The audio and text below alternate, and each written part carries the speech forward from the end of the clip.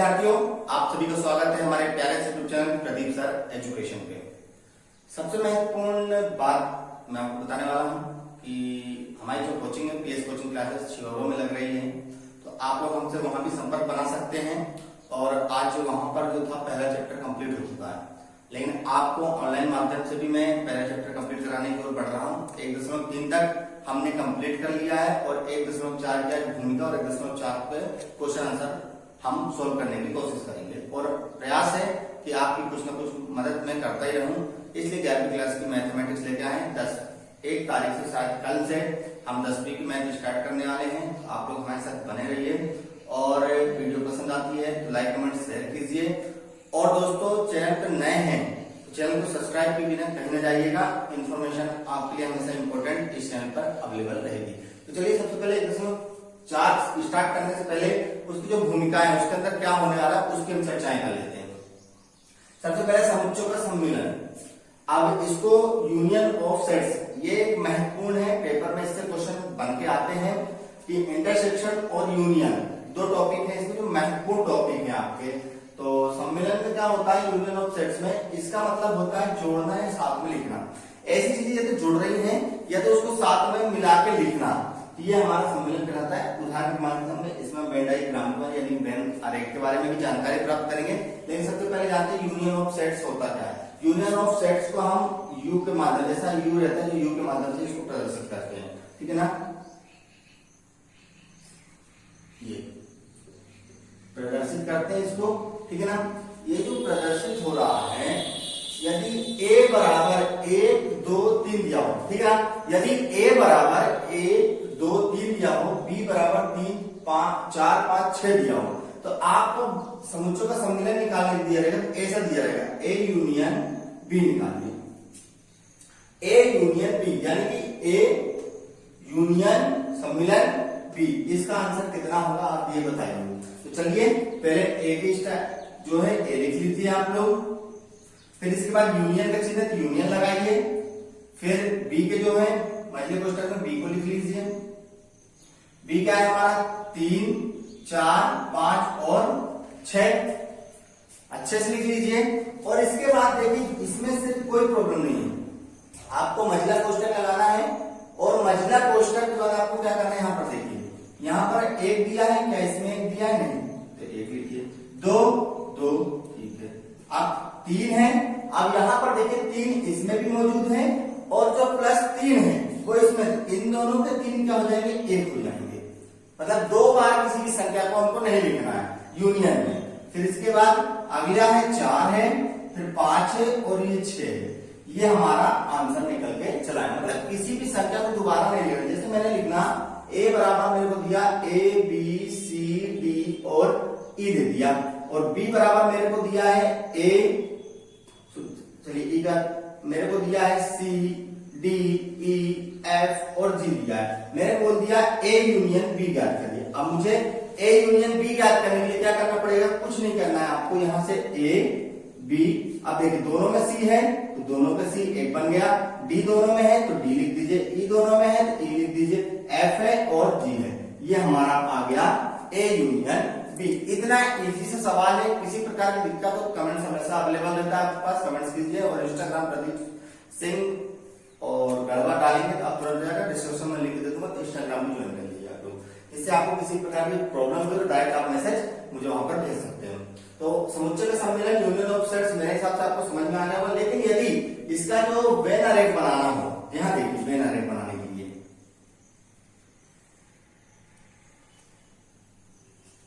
यदि इसका वेन आरेख बनाना हो, तो ये वाला जो पद होता है हमारा a होता है, ये b होता है, और ये जो पूरा होता है वो u होता है, यानी यूनिवर्सल, ठीक है ना। जो हम आगे पढ़ेंगे यूनिवर्सल के बारे में, कुछ टॉपिक के बारे में यूनिवर्सल के बारे में टॉपिक पढ़ भी चुके हैं। लेकिन आज ए और बी, ये जो पूरे के अंदर है उसको यूनिवर्सल बोलते हैं, मतलब ए और बी सब के अंदर रहता है। अब यहाँ पर जो ए के पद है उसको देखिए क्या है, ए के क्या थे, ए बी सी डी और ई। यहाँ पर बी के पद क्या है, C D E F G. ये वेन आरेख तो हमारा ठीक है, लेकिन इसमें एक प्रॉब्लम क्या है, जो भी चीज डबल बार आई होती है वो यहाँ पर लिखाती है। तो देखिए कौन कौन आया है। अब यहाँ पर ए बी सी डी और सी डी ई, तो सी डी ई है जीरो वो बार बार आया है, तो यहाँ से हम इसको यहाँ पर नहीं लिखेंगे। यहाँ पर जो चीजें डबल होती है उसको अंदर लिख दिया। यहाँ पर ए और बी प्राप्त हुआ, यहाँ पर एफ और जी प्राप्त हुआ। ये हमारा हो गया। ये होता है हमारा ए इंटरसेक्शन बी होता है, ठीक है ना। ये हमारा ए यूनियन बी प्राप्त हो गया। ये डायनामिक हमारा कंप्लीट हो गया। कोई दिक्कत, कोई परेशानी? कभी भी कोई भी परेशानी में नहीं आने दूंगा।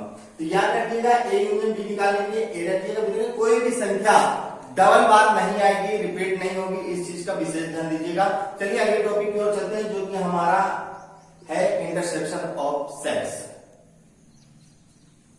चलिए तो इस टॉपिक को भी हम बड़े प्यार से समझ लेते हैं। जिस प्रकार समुच्चयों का सम्मिलन निकाला हमने, उसी प्रकार समुच्चयों का सर्वनिष्ठ होता है। सर्वनिष्ठ का मतलब होता है उभयनिष्ठ, जो दोनों में तीनों में मौजूद हो वो हमको निकालना है। इसको कहते हैं इंग्लिश में इंटरसेक्शन ऑफ सेट्स। इसे जैसे हम यू को दर्शा, ये यूनियन का चिन्ह था, ये इंटरसेक्शन का चिन्ह होता है। इसका विशेष ध्यान रखेंगे, ये हमारा इंटरसेक्शन का चिन्ह है, ठीक है ना। ये हमारा इंटरसेक्शन का जब चिन्ह आ गया तो इसको हम कैसे निकालेंगे? यदि हमें ए बराबर 1 2 3 4 दिया और बी बराबर 3 4 5 6 दिया, तो क्या करेंगे? हम ए इंटरसेक्शन बी का चिन्ह लगाएंगे, यानी कि सर्वनिष्ठ का चिन्ह लगाएंगे, और 1 2 3 और 4 यहाँ पर इंटरसेक्शन का चिन्ह लगाइएगा, बी का मान रखिएगा 3 4 5 और 6। ये उससे भी सरल है। इसमें आपको देखना है कि सर्वनिष्ठ मतलब उभयनिष्ठ, जो दोनों में आया हो। दोनों देखिए क्या क्या है, क्या एक है, मतलब एक नहीं आया, दो नहीं, तीन दोनों में है तो 3 लिखिए, 4 दोनों में तो 4 लिखिए, यानी कि हमारा आ गया ए इंटरसेक्शन बी। बिल्कुल इजी है, बिल्कुल आप किसी प्रकार की दिक्कत नहीं लेना। वीडियो पसंद आते लाइक करना। क्या है इसमें? A intersection B. अब ए इंटरसेक्शन बी में क्या है, सिर्फ आपको ध्यान रखना दिमाग में, जो दोनों में हो वो आपको लिख देना। जिसका 3 और 4 दोनों में थे तो मैंने लिख दिया। अब इसका मान लीजिए वेन डायग्राम बनाना है। अब जो बीच में मैंने क्या बताया, ये होता है हमारा ए, ये होता है बी, ये होता है यू, और ये जो अंदर है इसके ए इंटरसेक्शन बी होता है। तो एक में क्या क्या है, सबसे पहले देख लीजिए कॉमन क्या आ गया। कॉमन जो चीज है वो 3 और 4 कहां आएगी? बीच में आएगी, ठीक है ना। ये याद रखना, जो भी दोनों में होगी वो बीच में आएगी। और इसका जो बचा ए में 1 2 बचा, तो यहाँ 1 2 लिख दीजिए। यहाँ 5 6 बचा, तो यहाँ 5 6 लिख दीजिए। ये हमारा वेन डायग्राम बन गया और ये हमारा आंसर आ गया। यानी कि हम कह सकते हैं समुच्चयों का सम्मिलन और समुच्चयों का सर्वनिष्ठ बिल्कुल सरल है, ठीक है दोस्तों। चलिए ये समझ में आ गया, चलते हैं अगले टॉपिक की ओर। दो टॉपिक का जो हमारा तीसरा टॉपिक है, तीसरा टॉपिक के बारे में आपको बताना चाहूंगा समुच्चयों का अंतर। अंतर का मतलब होता है किसी चीज को हटाना, या डिफरेंस जो होता है इसको बोलते हैं डिफरेंस ऑफ सेट्स। डिफरेंस में मतलब किसी का अंतर निकालना, किसी चीज को घटाने के बारे में चर्चा चली। जैसे 2 में से 1 को घटाया कितने का अंतर आता है? 1।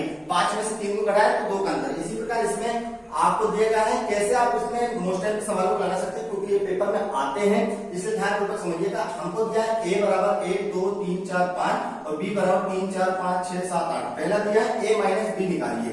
यदि मैं ए माइनस बी निकालता हूं, ए का मान पहले सर्वप्रथम रखिए, ए का मान कितना है? 1 2 3 4 5, ठीक है। बी का मान रखिए माइनस चिन्ह लगा के, बी का मान हमारे पास 3 4 5 6 7 8। मैंने एक चीज बताई थी आपको, वो चीज विशेष याद रखिएगा कि हमको ज्यादा हो जाए तो चल जाए, लेकिन कम ना होना चाहिए, इससे हमारी प्रॉब्लम हो सकती है।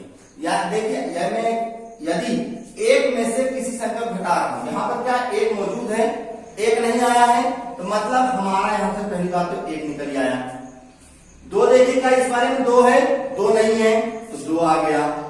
3 देखिए 3 है क्या? 3 से 3 चला गया, 0 हो गया।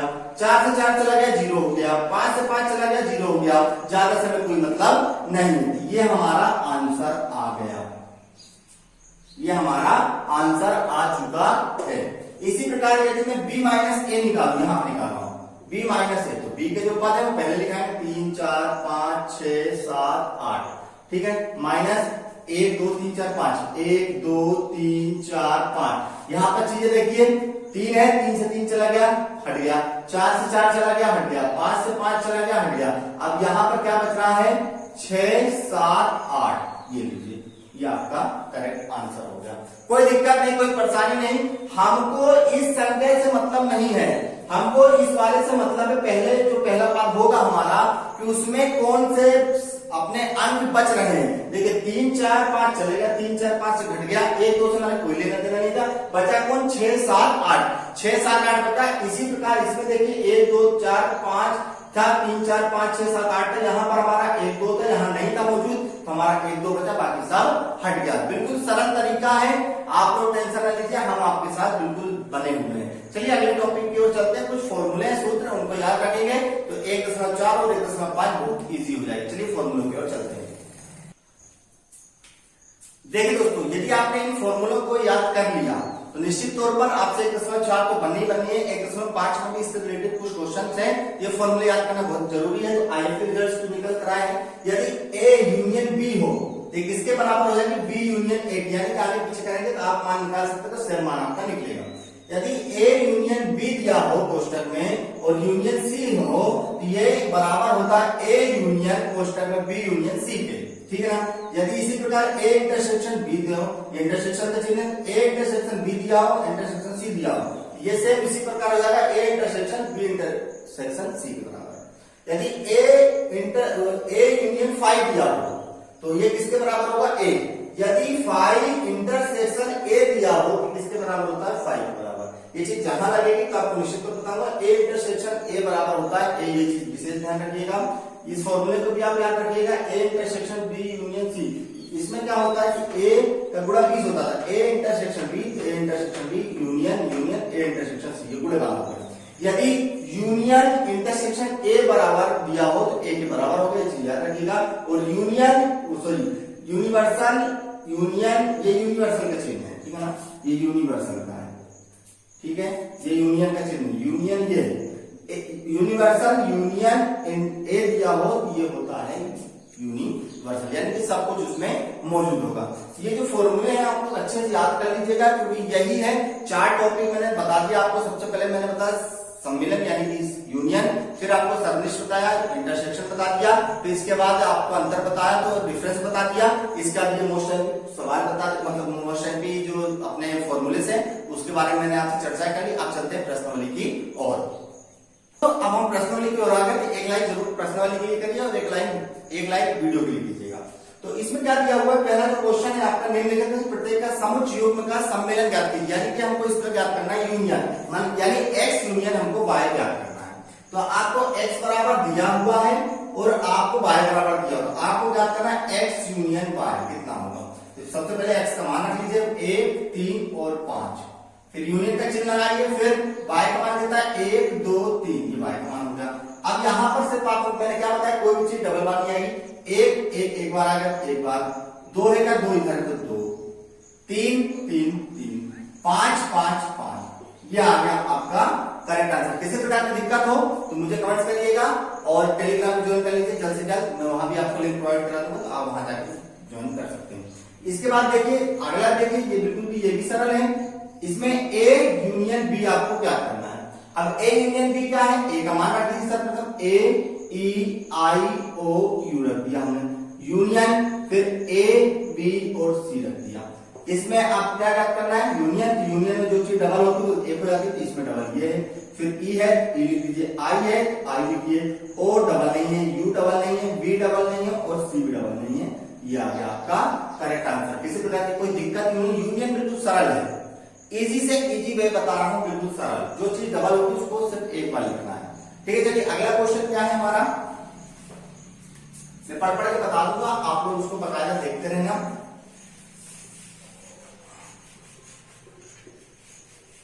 अब देखिए जो अगला क्वेश्चन है हमारा, मैं पढ़ के बता दे रहा हूं आपको।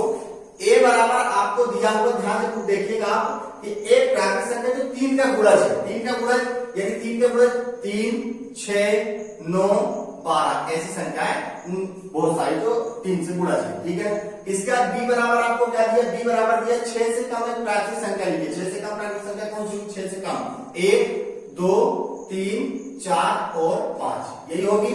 अब इसके बाद इसने बोला है कि इसका क्या निकालिए, यूनियन निकालना है।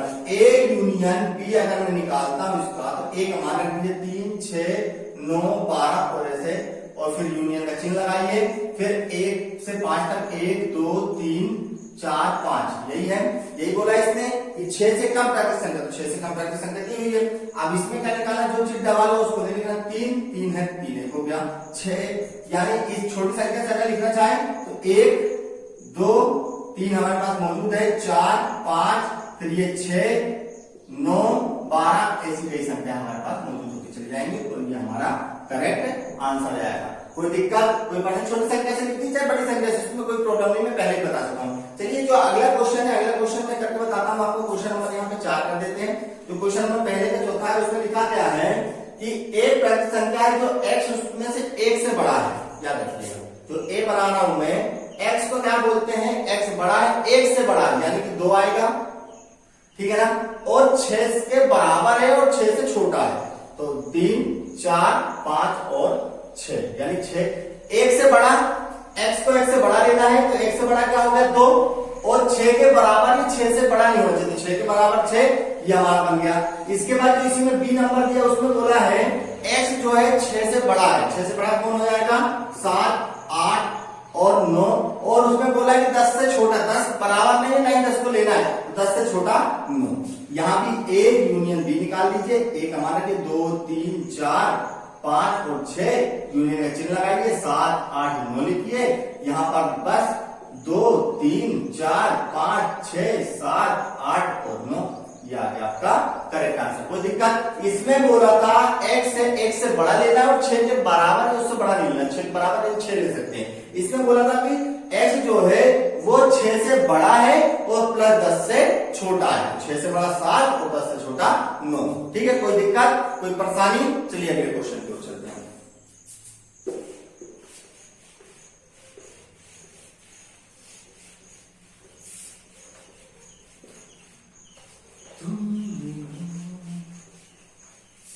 चलिए अब देखिए जो अगला क्वेश्चन है हमारा, वो अगला क्वेश्चन कौन सा बोल रहा है, 5वां, जिसमें a बराबर आपको दिया है 1 2 और 3 और b बराबर आपको कितना दिया है 5। अब इसमें बोला गया है कि a यूनियन b निकालिए, a यूनियन में b निकालूंगा 1 2 और 3 हो जाएगा, यूनियन 5 हो जाएगा।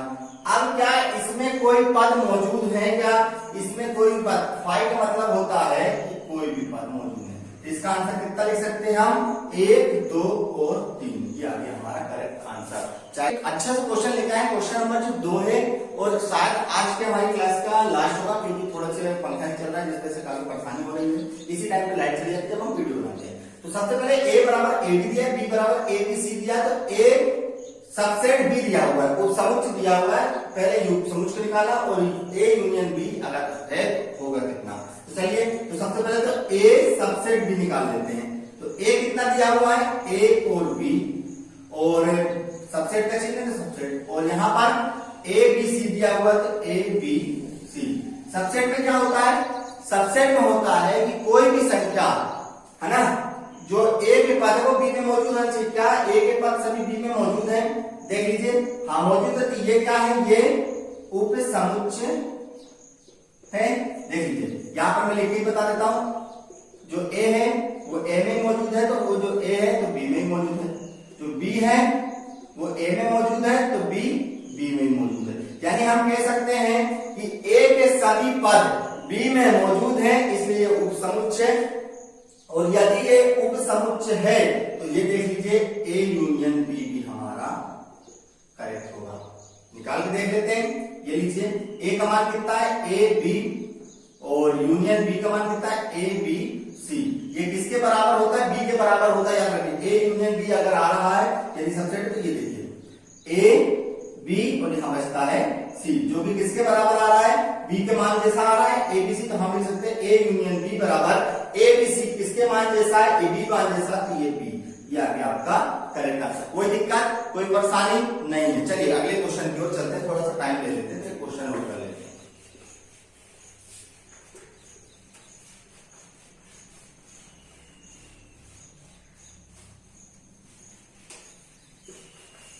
अब देखिए जो अगला क्वेश्चन है, हाँ बुक बंद कर दूंगा, हाँ जो अगला क्वेश्चन उसमें दिया गया है a b c, तो ऐसे समुच्चय है a b c, जो अगला क्वेश्चन हमारा 3 नंबर a और b ऐसे समुच्चय है, यहाँ a union a subset b है और a यूनियन b आपको ज्ञात करना है। तो अभी मैंने बताया कि अभी क्या बताया, इसका आंसर आप क्या लिख देंगे, इसके आंसर में लिखेंगे ए के सभी पद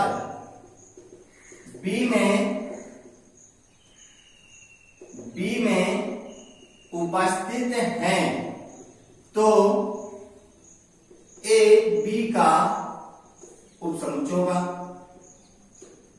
उपसमुच्चय होगा। इसलिए ए यूनियन बी होगा। ए यूनियन बी बराबर बी होगा। अब इससे पहले वाला जो सोल्व किया था ना, उसी का सेम इसको सोल्व नहीं करना है, इसमें सिर्फ हिंदी लिखनी है। याद रखें तो दूसरा क्वेश्चन समझ में आएगा तो जाहिर सी बात है तीसरा क्वेश्चन इजी है। चलिए अब अगली क्लास में हम लोग मिलेंगे। किसी प्रकार की दिक्कत हो तो आप लोग हमारे साथ बने रहिए और अपने प्यारे चैनल को सपोर्ट कीजिए। आपकी मदद से आगे बढ़ना है। तो चलिए मिलते हैं अगली वीडियो में, अगली क्लास में।